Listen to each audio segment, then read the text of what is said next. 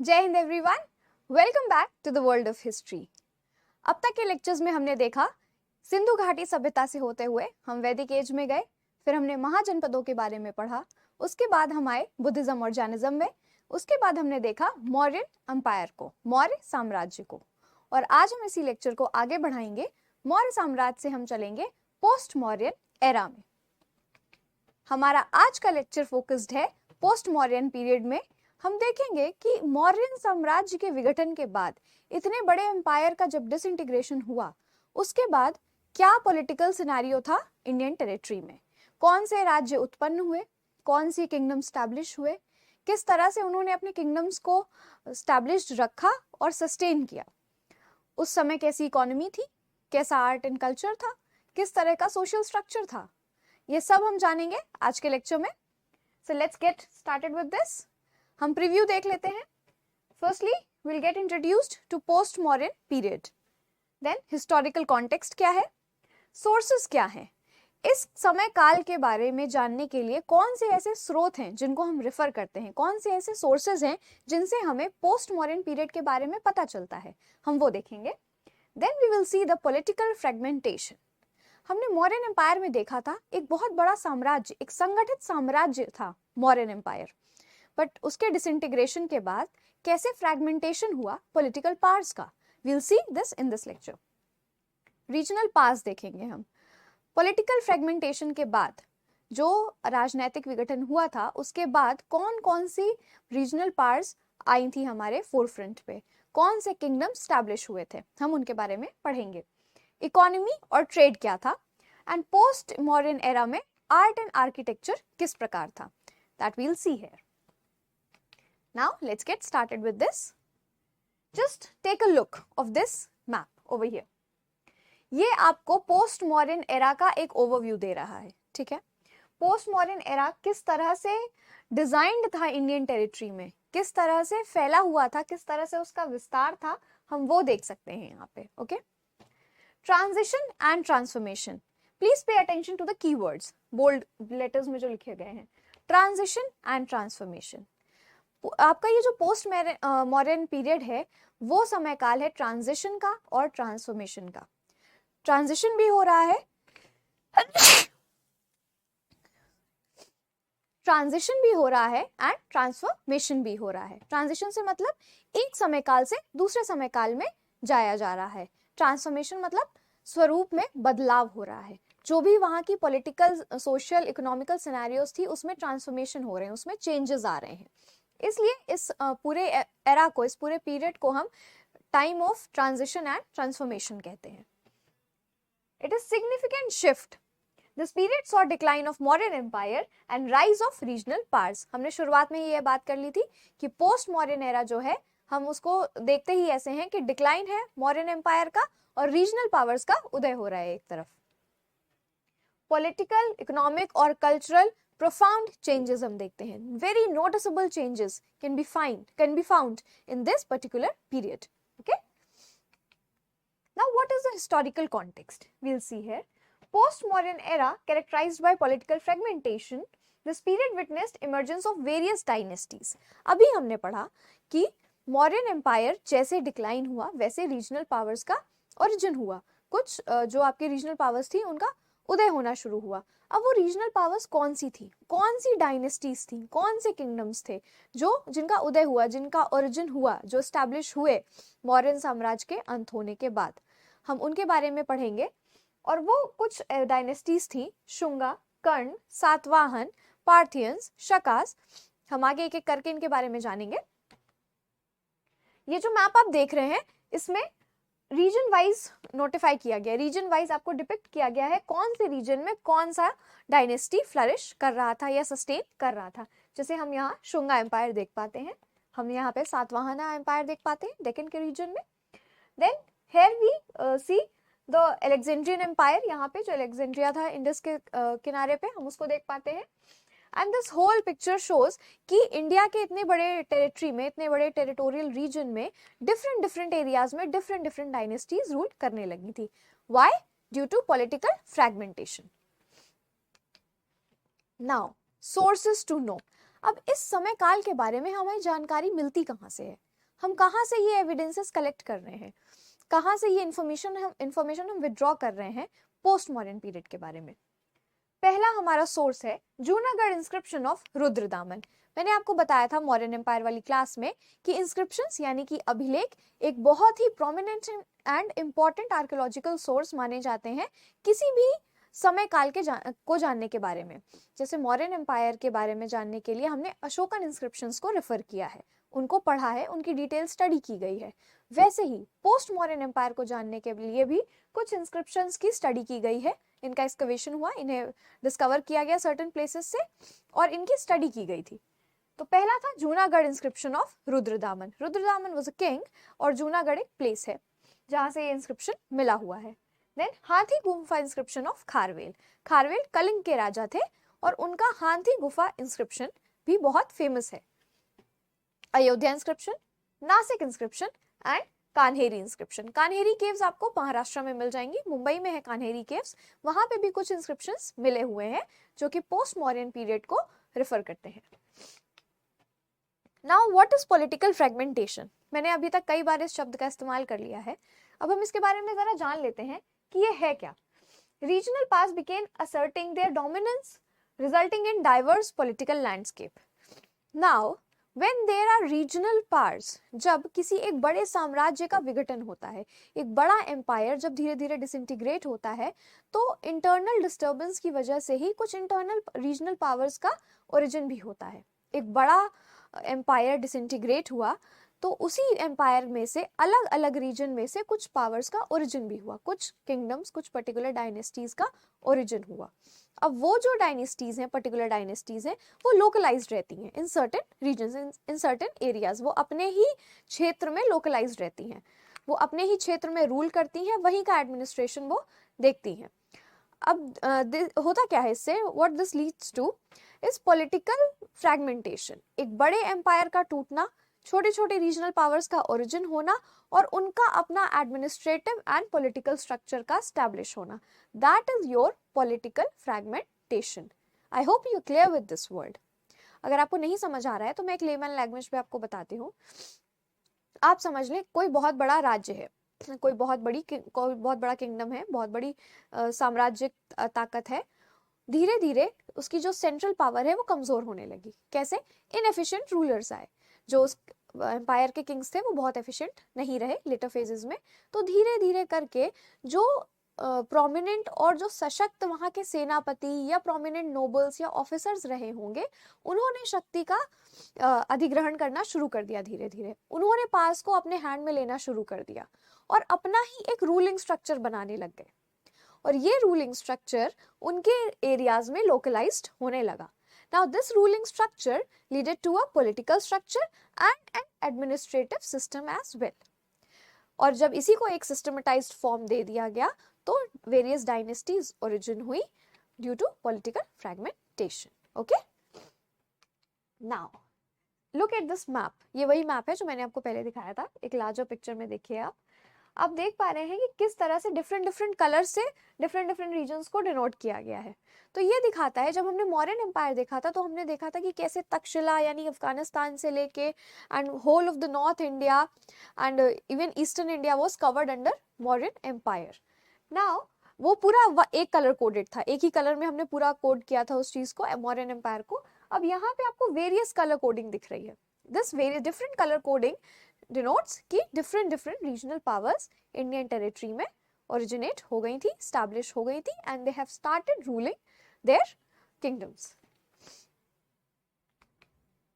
Moving to the regional powers, अब हम एक एक करके कुछ डायनेस्टीज को देखेंगे कि कहाँ पे वो ओरिजिनेट हुई थी, कहाँ तक उनका एरिया फैला हुआ था, कहाँ पे वो रूल कर रही थी। The rise of regional powers such as Shungas, Kushanas, सातवाहनास, अभी मैंने आपको बताया Shunga dynasty, Satavahana dynasty, Kushan dynasty, Karna dynasty, these were some of the dynasties which arose out of disintegration of Mauryan Empire. These dynasties contributed to political and cultural landscape. Her dynasty का अपना different separate political system था, अपना separate and specific cultural scenario था, separate economy थी, ठीक है। सो they all were, although वो सब इंडियन टेरिटरी में ही रूल कर रही थी, बट सबका अपना सिस्टम अलग था, अपना एडमिनिस्ट्रेटिव पैटर्न अलग था, जो इन्हें एक दूसरे से अलग करता है और इनके कुछ स्पेसिफिक फीचर्स को इनहांस करता है। You can see over here also, ये भी जो मैप है वो ये दिखाता है कि कैसे here it was Parthian rule, यहाँ पे आपको कुषाण एम्पायर दिखता है, देन here it is सका रूल, एंड नीचे डेक्कन में हम सातवाहन एम्पायर को देख पा रहे हैं। सबसे पहले हम बात करेंगे शुंग डायनेस्टी की। अब हम रीजनल पावर्स को देख रहे हैं तो हम एक एक करके रीजनल पावर्स को देखेंगे। For mostly we will talk about Shunga dynasty. Shungas, आप इनका एरिया देखें, ठीक है, they are morely centralized towards the eastern northeastern part, right, not very northeastern, but हाँ आप सेंट्रल और थोड़ा सा ईस्टर्न पार्ट को अगर आप मिला लें तो आप शुंग डायनेस्टी का जो विस्तृत है जितना आप देख सकते हैं, विस्तार इनका देख सकते हैं। कौन कौन से इंपॉर्टेंट इसमें सिटीज भी इंक्लूडेड हैं आप देख सकते हैं, Pataliputra, Vidisha, Mathura and Kosala. Now what I am telling you कि आप ये देखिए, जो मौर्यन एम्पायर एक इतना संगठित सेंट्रलाइज्ड पावर था, उसके डिसइंटीग्रेशन के बाद भी जो डायनेस्टीज आई उनका होल्ड भी अच्छा खासा था इंडियन टेरिटरी पे। ऐसा नहीं है कि वो बहुत छोटे पावर्स थे या छोटे ही किंगडम्स थे जिनका कोई वैल्यू नहीं था या जिनका कोई प्रेजेंस नहीं फील होगा।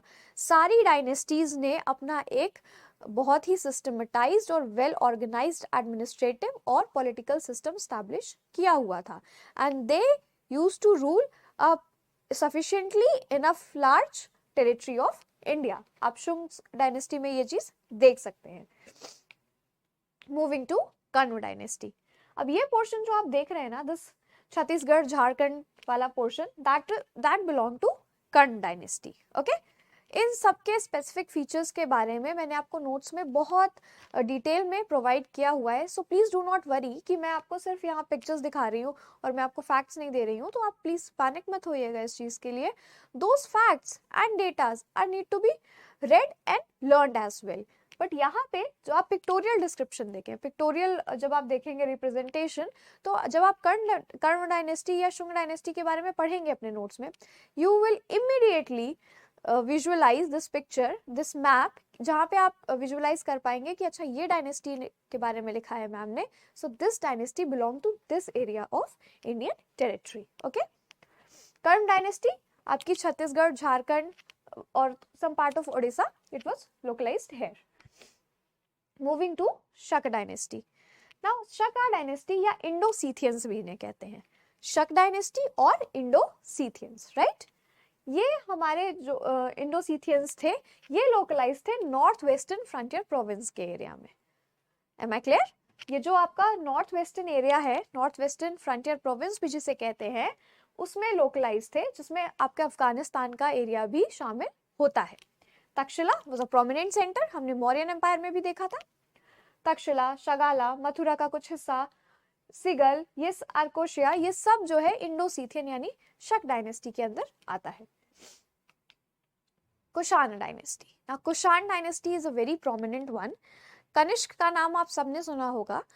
कनिष्क एक बहुत ही महत्वपूर्ण राजा था जिसका एक बहुत प्रोमिनेंट रोल रहा है आपके एंशिएंट हिस्ट्री में। ओके, सो कनिष्क का जो एम्पायर था, Kanishka belong to this very empire, this very dynasty, that is Kushan dynasty.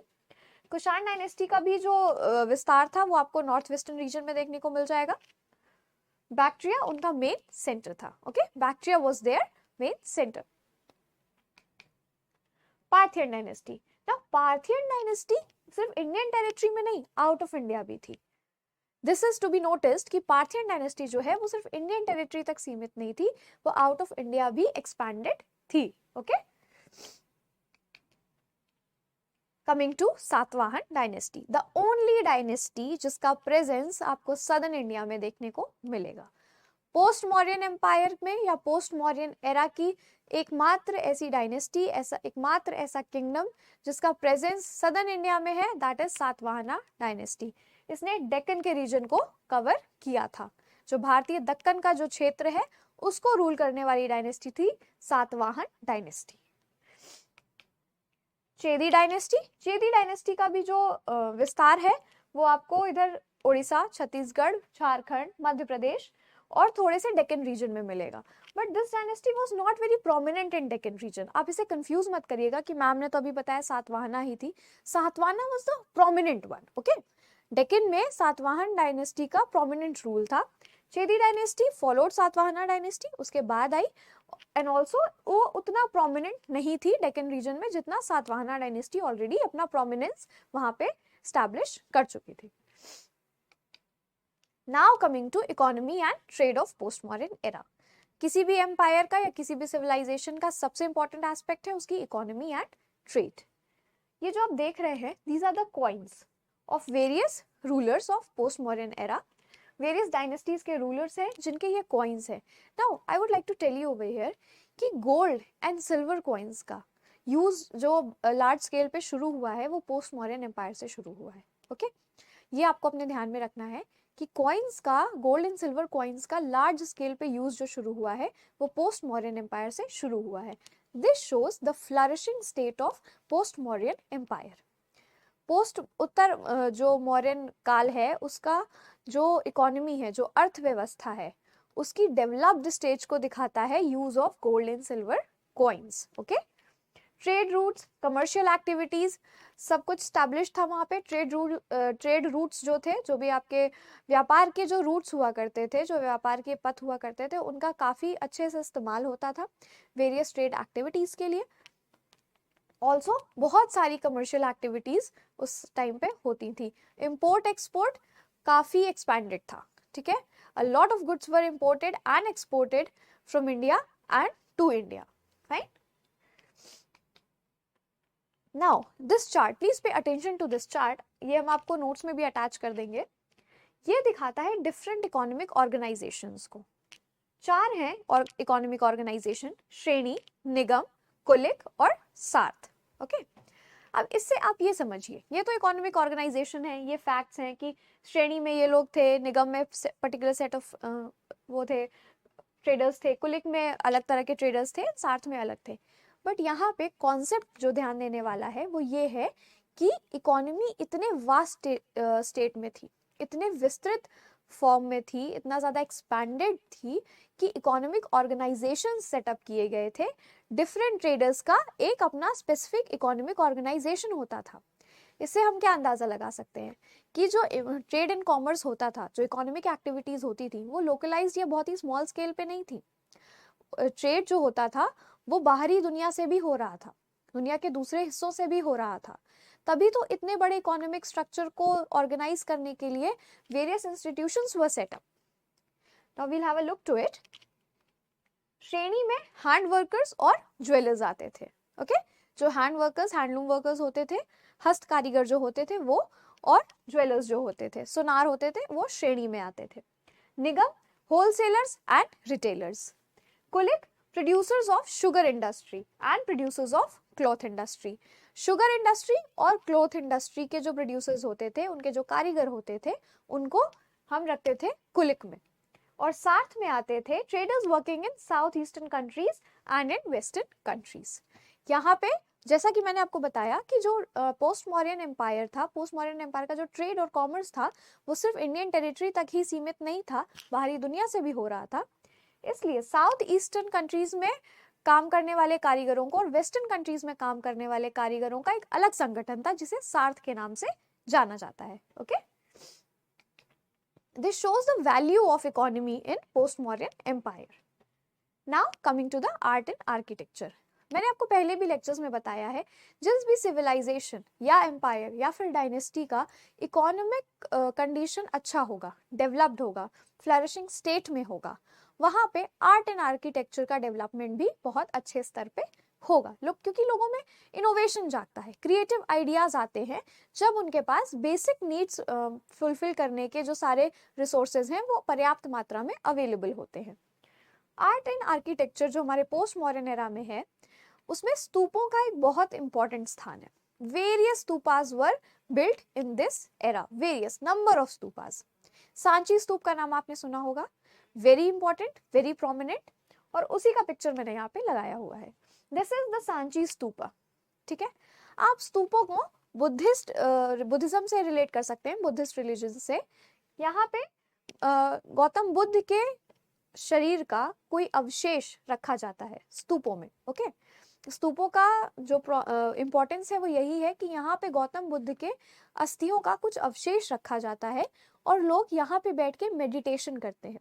तो it is like meditating under the guidance of Buddha himself, okay. वो एनर्जी बुद्धा से ड्रॉ करते हैं directly while meditating inside a stupa. Now सिर्फ स्तूपों के साथ हमारे पास रॉक कट केव्स भी हैं, इंट्रिकेट स्कल्पचर्स भी हैं, जो दिखाते हैं कि कितना आर्टिस्टिक इनोवेशन इस एरा में हुआ है। ऑल्दो पोस्ट मॉडर्न एरा जो था, पोस्ट मॉडर्न एम्पायर जो था, वो मॉडर्न एम्पायर जितना सेंट्रलाइज्ड नहीं था, उतना विस्तृत या एक्सपैंडेड नहीं था, छोटे छोटे हिस्सों में था। स्टिल चूंकि उनकी economy and trade it was stable, it was flourishing, उनका पॉलिटिकल स्टेबिलिटी मेंटेन था, इसलिए लोग आर्टिस्टिक इनोवेशन कर सकते थे। इसीलिए art and architecture of post modern era has a prominence in Indian history, okay. मैंने आपको लास्ट लेक्चर में बताया था कि I will explain stupa to you in detail. तो अब हम देख लेते हैं स्तूपा का स्ट्रक्चर होता कैसा है। ये डोम शेप्ड है, ये जो डोम शेप्ड स्ट्रक्चर आप देख रहे हैं, this you know semi circular, that is called anda और anda, okay, that is and.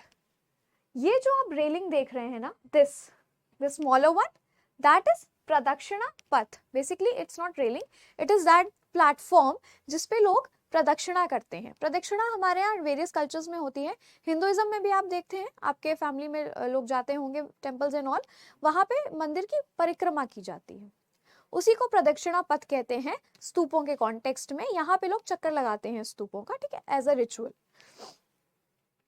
It is harmika, the upper part of stupa, this rectangular thing is harmika, और ये है छत्र। ये जो आप देख सकते हैं एक छोटा सा umbrella kind of structure, that is छत्र। तो ये बेसिक सा स्ट्रक्चर होता है स्तूपों का, और इनका जो इम्पोर्टेंस है वो यही है कि ये मेडिटेटिव सेंटर्स होते हैं जहाँ पे लोग जाके सीधे बुद्धा से कनेक्ट करके मेडिटेशन करते हैं in seeking of inner peace, okay. So that was it for post modern era.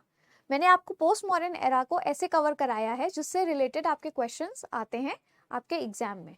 हमने जिन रीजनल पावर्स के मैप देखे हैं उनके facts you will get it in your notes, so do not worry. What I want you to do is आप इन maps को बार बार देखें। अगर लेक्चर में नहीं देख रहे हैं तो आप गूगल पे रैंडमली खोल के देखें, ठीक है। उससे आपको ये समझ आ जाएगा, ये आपके दिमाग में रिटेन हो जाएगा, पिक्टोरियल रिप्रेजेंटेशन बनने लगेगा कि ये डायनेस्टी इस रीजन में लोकलाइज थी, which is very important for you to recall it while you are sitting in the examination hall, okay? जब आप पेपर के साथ बैठे हैं और आपको पोस्ट मॉडर्न एम्पायर से कोई क्वेश्चन दिखता है, उस समय जब आप ये पिक्टोरियल रिप्रेजेंटेशन रिकॉल कर सकेंगे तो उसके साथ आपको फैक्ट्स खुद ब खुद याद हो जाएंगे, okay? So do not worry, just keep learning history and keep living history. ध्यान से पढ़िए, कॉन्सेप्ट को समझ के पढ़िए, and if you have any query box is always open, आप अपनी क्वेरीज पूछिए and we'll meet in live session regarding that. Till then, keep living history. Jai Hind.